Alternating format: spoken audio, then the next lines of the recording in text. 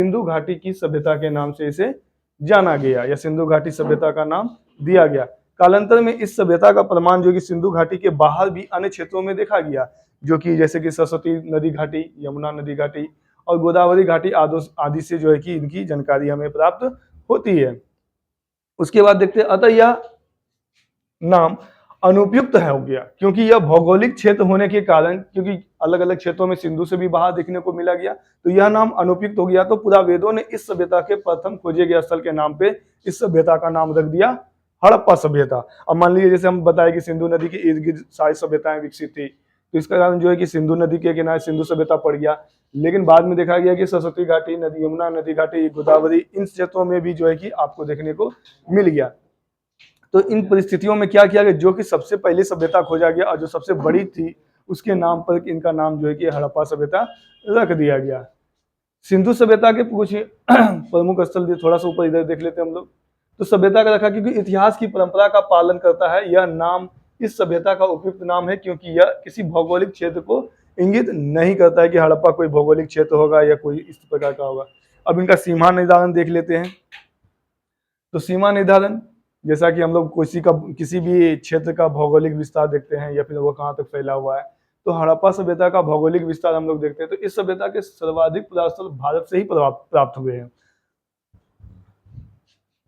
कहां से प्राप्त हुए हैं? तो भारत से प्राप्त हुए। इसका सीमा निर्धारण हम लोग देखते हैं। तो सीमा निर्धारण जो कि भारत, पाकिस्तान, अफगानिस्तान 3 क्षेत्रों में मिलता है, लेकिन सबसे ज्यादा हड़प्पा सभ्यता में यहाँ अति भारत में जो है कि इनके अवशेष देखने को मिला।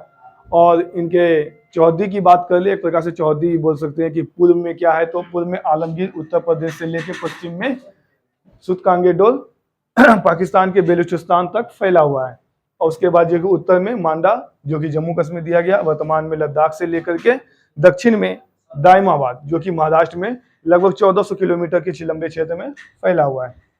इस सभ्यता का क्षेत्रफल, कुल क्षेत्रफल अगर देखा जाए भौगोलिक क्षेत्रफल, तो 16 लाख वर्ग किलोमीटर है, जिसका विस्तार जो कि भारत में सबसे अधिक देखने को मिलता है तो पंजाब, हरियाणा, राजस्थान, गुजरात, महाराष्ट्र, उत्तर प्रदेश, जम्मू कश्मीर, इन क्षेत्रों में हुआ। पाकिस्तान में पंजाब, सिंध एवं बेलूचिस्तान प्रांत में तथा अफगानिस्तान में इनका विस्तार हो। पाकिस्तान में पंजाब और सिंध एवं बेलूचिस्तान, और बाकी थोड़ा सा अफगानिस्तान में इनके क्षेत्र देखने को मिलते, जो कि वहां के से जो कि अवशेष मिले हैं।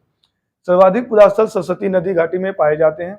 सबसे ज्यादा पुरास्थल सरस्वती नदी घाटी में पाए। किसी एक प्रांत में सर्वाधिक पुरास्थल गुजरात से प्राप्त हुए हैं। पूरे भारत में अगर देखा जाए, पंजाब, हरियाणा, गुजरात, मध्य प्रदेश, महाराष्ट्र, इन क्षेत्रों में अगर देखा जाए तो सबसे ज्यादा जो है कि गुजरात से जो है कि इनके अवशेष प्राप्त हुए। इस सभ्यता के पास 1300 किलोमीटर लंबा समुद्र तट था, जिसको कि हम लोग गोदीवाड़ा बोलते हैं, डैकयार्ड बोलते हैं। यहाँ की छोटी बड़ी नावें आकर के वहां पे लगती थी, जिससे कि क्या होता था, क्योंकि यहाँ का मुख्य व्यवसाय क्या था, सिंधु घाटी सभ्यता का व्यापार था। क्या था? व्यापार था। इसलिए व्यापार, बिजनेस करने के लिए जो कि दूर दूर से लोग आते थे, तो किस प्रकार से सामान लेके जाएंगे। मान लीजिए बैलगाड़ी से लेके जाते होंगे, तो बैलगाड़ी के बाद दूसरा ऑप्शन क्या था कि नदी के रास्ते से। तो नदी घाटी से क्या होता था, नदी के रास्ते ले जाने से थोड़ा सा आसानी हो जाता और ज्यादा सामान भी लेके जाते थे। इसलिए करके जो है कि सर्वाधिक पुरास्थल गुजरात से प्राप्त हुए। इस सभ्यता के बाद 1300 किलोमीटर लंबा समुद्र तट था, इसलिए करके ज्यादा विकसित हो गया। अब कुछ देखते हैं कि सिंधु सभ्यता के महत्वपूर्ण स्थल, भौगोलिक स्थिति और वहां से किन किन वस्तुओं की प्राप्ति हुई है। जैसा कि हम लोग देखते हैं, पहला हड़प्पा। हड़प्पा कहाँ है? तो पाकिस्तान में पंजाब के मांटगोमरी साहिवाल में स्थित है, जो कि रावी नदी के तट पे। इसका खोज जो है 1921 ईस्वी में किया था। किसने किया था? दयाराम साहनी एवं माधव स्वरूप वत्स। बाद में इन्होंने, ये जब चले गए, मतलब कि बोल सकते हैं इनका रिटायर हो गया या डेथ हो गया, तो उसके बाद ये आए। तो यहाँ से किन किन चीजों की प्राप्ति हुई? तो श्रमिक आवास, मजदूरों के रहने के लिए घर, वीरता का चबूतरे, सोने का बना हाल, प्रसाधन बॉक्स, पाउडर, काजल की डिबिया, गधे का प्रमाण, तांबे से बना पैमाना, हृदयाकार मनका आदि, ये सब चीज जो है कि हड़प्पा से जो कि प्राप्त हुए हैं। दूसरा है आपका मोहनजोदड़ो। मोहनजोदड़ो जो है कि इसकी स्थिति को देख लेते तो पाकिस्तान, कहाँ पे? सिंध क्षेत्र में। इसका शाब्दिक अर्थ क्या होता है मोहनजोदड़ो का? हाँ, मोहनजोदड़ो का शाब्दिक अर्थ होता है मृतकों का टीला। यह सिंधु नदी के किनारे है। और उसके बाद इसके उत्खननकर्ता का वर्ष जो 1922 बताया जाता है। जो कि इसके उत्खनन करता थे रखाल दास बनर्जी और मार्शल द्वारा इनका जो है कि कार्य किया गया। और यहाँ से बहुत सारी चीज मिले हुए, यहाँ से क्वेश्चन भी आपको पूछता है। ऐसे हड़प्पा से आप लोगों को 2-3 क्वेश्चन पूछेंगे, जैसे कि आपको पूछ लेंगे कि क्या बोलते हैं श्रमिक आवास, अन्नागार, खंडों में अन्नागार। एक होता है विशाल अन्नागार, एक है खंडों में अन्नागार, खंड खंड रूप में। सोने का बना हार, ये क्वेश्चन पूछा गया है। पाउडर, काजल की डिबिया, गधे का प्रमाण, तांबे का पैमाना, ये सब क्वेश्चन जो है कि आपको पूछे जाते हैं हड़प्पा से। मोहनजोदड़ो से विशाल विशाल स्नानागार और विशाल अन्नागार, ये 2 चीज इंपोर्टेंट। उसके सभा भवन, पुरोहित के आवास, और क्या था गोमत के मनके से बना हार, चांदी की अंगूठी, चांदी की डिबिया में लाल कपड़े का साक्ष, यानी कि एक प्रकार से लाल कपड़े या फिर सूती कपड़े का साक्ष कहाँ से मिलता है तो मोहनजोदड़ो से। ठीक है।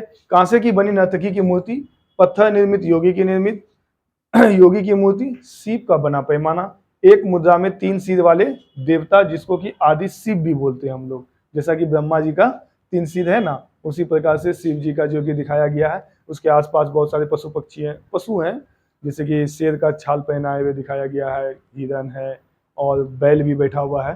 तो उनसे पता चलता है कि ये देवता शिव की बात कर रहे हैं। ठीक है। तो इन सब चीजों का प्रमाण कहाँ से मिला है? मोहनजोदड़ो से। अब उसके बाद देखते हैं चुनोदड़ो। चुनोदड़ो कहाँ स्थित है? सबसे पहले तो इसकी तो स्थिति पाकिस्तान के सिंध नवाबशाह में। किस नदी के किनारे? तो सिंधु नदी के किनारे। ईस्वी हो जाएगा 1934। और इनके खोजकर्ता या फिर जो कि इनमें जो भूमिका निभाए एनजी मजूमदार थे। और यहाँ से क्या क्या प्राप्त हुआ है? तो चुनोदड़ो से गुड़िया मनका बनाने का कारखाना, ये इंपॉर्टेंट है। लिपस्टिक भी आपका इंपॉर्टेंट है। वक्राकार ईंट, एक ईंट पर कुत्ते और बिल्ली के पैर के निशान, ये जितना भी इसमें 3-4 दिए हैं ये सारा इंपॉर्टेंट है चुनोदड़ो से। गुड़िया मन के बनाने का कारखाना, लिपस्टिक और वक्राकार ईंट, और एक कुत्ते पर जो है कि एक ईंट पर कुत्ते एवं बिल्ली के पैर के निशान, ये चुनोदड़ो हो गया। अब है रोपड़। रोपड़ कहाँ है? तो भारत के पंजाब में। इसका नया नाम आज आधुनिक भारत में रूपनगर बोलते हैं। और यह सतलज नदी के किनारे है। इसका ईस्वी 1950 उत्खनन, जो 1950 में इनका पता चला, उत्खनन स्टार्ट हुआ 1953 में। इसमें 2 व्यक्ति ने सहयोग किया, बीबी लाल और यज्ञदत्त शर्मा जी ने।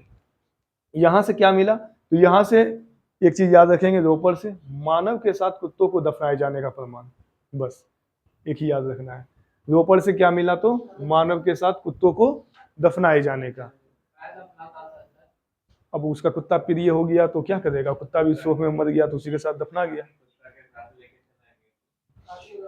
आज भी देखते होंगे बहुत, आज देखिएगा आदमी मरता है तो उसके साथ बहुत कुछ दिया जाता है। कपड़ा दे दो, खैनी दे दो, पुड़िया दे दो, दारू दे दो, फलना दे दो जो खाता पीता था नहीं दे देता है। तो उसी प्रकार से जो है कि इसमें भी क्या हो जाता है, मतलब उस समय हो सकता है कि उसका साथ कुत्ता प्रिय जाता होगा, पहला पालतू पशु हुआ होगा। ठीक है। तो उनके साथ उनको भी दफना दिया, या तो उनके साथ उनका डेथ हो गया होगा किसी प्रकार से, तो उनको दफनाने का प्रमाण जो है कि आपका रोपड़ से मिलता है मात्र। उसके बाद है बनवाली। बनवाली कहाँ है? देखिए इससे पहले जो पढ़ रहे थे चुनोदड़ो तक, पहला क्या पढ़े?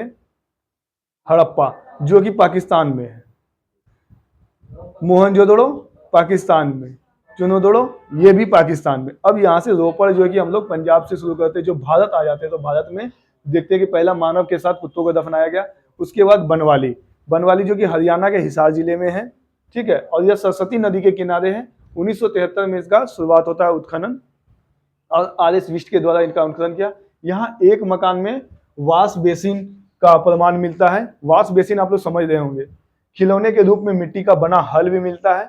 ये सारा चीज आपको बनवाली से मिलता है। और उत्तम किस्म के ये क्वेश्चन जो है कि इंपॉर्टेंट रहता है, खिलौने के रूप में मिट्टी नहीं तो उत्तम किस्म का जो है कि आपको यहाँ रोपड़ से मिलता है, हरियाणा के हिस्से बनवाली से, जी सॉरी बनवाली से। अब है राखी गढ़ी। राखी गढ़ी जो कि भारत के हरियाणा जिंद डिस्ट्रिक्ट में है।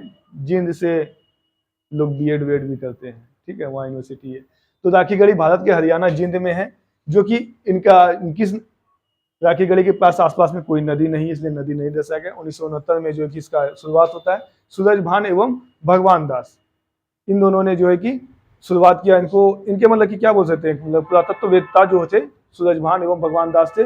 भारत का सर्वाधिक बड़ा पुरा स्थल वर्तमान परिस्थिति में देखा जाए तो सबसे बड़ा पुरा स्थल जो है कि कौन सा है, तो राखी गढ़ी। जैसा कि हम बताएं कि हड़प्पा इस समय राखी गढ़ी का खोज नहीं हुआ था, अभी वर्तमान में इनका खोज हो रहा है। उससे पहले सबसे बड़ा क्षेत्र हड़प्पा था। लेकिन हड़प्पा का नामकरण इसलिए और पड़ गया क्योंकि यह सबसे पहली सभ्यता मतलब कि पहला शहर हड़प्पा ढूंढा गया था, इसलिए उनका नाम जो कि किसके कारण दिया गया, हड़प्पा के कारण, हड़प्पा सिविलाइजेशन या हड़प्पा सभ्यता बोलते हैं। और उसके बाद क्या होता है, सिंधु नदी। तो सिंधु नदी जो है कि सिंधु नदी के किनारे बसे होने का उसको सिंधु सभ्यता भी बोलते हैं, लेकिन बाद में देखा गया कि उनके साक्ष्य गोदावरी, सरस्वती, इन सब क्षेत्रों से बहुत दूर दूर मतलब कि अलग अलग क्षेत्रों से मिलने लगा, तो जो है कि सिंधु नदी तक करके उसका प्रारंभिक जो शहर था उसके नाम पे हड़प्पा रखा गया था। अब है राखी गढ़ी। तो राखी गढ़ी भारत के हरियाणा में है, यहाँ पे सूरजमान, यहाँ से भारत का सर्वाधिक बड़ा पुरास्थल, जो कि बताए सबसे बड़ा पुरास्थल भारत का कौन है, तो राखी गढ़ी। उसके बाद कालीबंगन। कालीबंगन भारत के राजस्थान में है, घग्गर नदी के किनारे है। 1953 में इनका पता चलता है और उत्खनन स्टार्ट होता है 1961 में, और इनके जो कि उत्खनन करता थे अमलानंद घोष, बीवी लाल एवं बीके थापर, 3 लोगों ने इनमें मदद किया था। यहाँ से क्या क्या मिले, तो हल से जुते हुए खेत के निशान, जो कि इंपॉर्टेंट है, क्वेश्चन पूछा हुआ है। हल से जुते हुए खेत के निशान, एक ही खेत से 2 फसल उगाने के साक्ष्य, हाँ, अलंकृत ईंट के प्रमाण, मिट्टी का बना पैमाना और अग्नि की वेदिकाएं, इनमें जो है कि 1, 2 ये दोनों इंपोर्टेंट है, ऊपर और नीचे, और एक ही फसल से खेत जुते हुए खेत, जब खेत की बात आए तो 2 फसल का बात आएगा, तो हम लोग सब कहाँ जाएंगे, कालीबंगन, ठीक है। और मिट्टी का पैमाना, एवं अग्नि वेदिकाएं याद रखिएगा। उसके बाद है लोथल, जो कि गोदीवाड़ा आएगा, गुजरात में पड़ता है, भारत के गुजरात के अहमदाबाद में, ये भोगवा नदी के किनारे है। 1954 में जो कि इनका शुरुआत होता है, और इनके जो कि खोज करता थे एस.आर. राव। यहाँ से क्या क्या मिला है, तो एक अन्नागार मिला है, गुड़िया मनका बनाने का कारखाना मिला। देखिए यहाँ से अन्नागार मिला है, अगर विशाल अन्नागार बोलेगा तो कहाँ से मिला है, नहीं, मोहनजोदड़ो से, मोहनजोदड़ो से मिला है। कहाँ से मिला है, मोहनजोदड़ो से। यहाँ देखिए विशाल अन्नागार और विशाल अन्नागार कहाँ से मिला है, मोहनजोदड़ो से। और उसके बाद जो है कि एक खंडों में अन्नागार, हाँ, हड़प्पा से, खंडों में अन्नागार हड़प्पा से, विशाल अन्नागार मोहनजोदड़ो से। और अभी लोथल से हम लोग देखते हैं, सिर्फ अन्नागार की बात करेंगे तो लोथल से मिला, गुड़िया मन के बनाने कारखाना लोथल से। रंगाई का कुंड, हो सकता है कि कपड़ा वपड़ा जो बन रहा होगा, सूती के जो वस्त्र बनते हैं वहाँ रंगाई वगैरह जो करता होगा, वो भी सब जो है कि आपको लोथल से ही मिला है। और गोदीवाड़ा डॉकयार्ड जो होते हैं, हाथी दांत से निर्मित पैमाना, अग्नि वेदिकाएं, पत्थर निर्मित वृत्ताकार चक्की के 2 पार्ट, गुरिल्ला की मूर्तियां वगैरह सब जो है कि आपको यहाँ से लोथल से आपको देखने को मिलेंगे। 2 पार्ट का चक्की जो आप लोग बोलते हैं, जाता जो बोलते हैं उसको। फिर लास्ट है धौलावीरा, जो कि गुजरात में ही पड़ता है, जो कि मनहार एवं मानसर इन नदियों के किनारे है। 1967 में इनका पता चलता है, 1990 में प्रारंभ होता है खोज करने का। जेपी जोशी और आर.एस. बिष्ट थे इनके खोजकर्ता। यहाँ से क्या चीज के प्रमाण मिले हैं, तो जलाशय का प्रमाण सबसे इंपॉर्टेंट है, जलाशय का प्रमाण, जो कि हम लोग बोलते हैं कि तालाब का, ठीक है। सोने की अंगूठी, सूचना पट का निर्माण और स्टेडियम, यानी कि बोला जाए तो थोड़ा सा मतलब शहरीकरण टाइप का जो है कि स्टेडियम मिल रहा है, और आपका जलाशय का प्रमाण मिल रहा है, सोने की अंगूठी मिल रहा है, सूचना पट, कोई भी मतलब कि सूचना देना होगा तो वो सारा चीज कहाँ से मिल रहा है, धौलावीरा से। एक प्रकार से बोल सकते हैं धौलावीरा जो है कि ज्यादा विकसित शहर इन चीजों में हो सकता है। आगे भी देखेंगे कि धौलावीरा में क्या क्या किस प्रकार का शहर आता है। इसमें जो है कि उच्च वर्ग के लोग भी रहते हैं, निम्न वर्ग के भी लोग रहते हैं, मध्यम वर्ग के लोग भी मिलेंगे। एक ऐसा ही क्षेत्र ये धौलावीरा है जो कि सभी प्रकार का जो है कि मिलेगा। ऐसे इनका समाज जो है ना, ये सिंधु सभ्यता का समाज 2 वर्गों में विभाजित था। एक ऊपरी टीला के रूप में जो है कि उच्च वर्ग के लोग रहते थे, और नीचे वाले क्षेत्र में जो है कि निम्न वर्ग रहते थे। लेकिन धौलावीरा एक ऐसा शहर है जहाँ की ऐसा कुछ प्रमाण, भेदभाव का प्रमाण नहीं देखने को मिलता है। यहाँ पे संयुक्त रूप से सभी कोई रहते हैं। अभी आगे आएगा तो सबके बारे में हम थोड़ा थोड़ा देखेंगे। रुक दिया जाए क्या।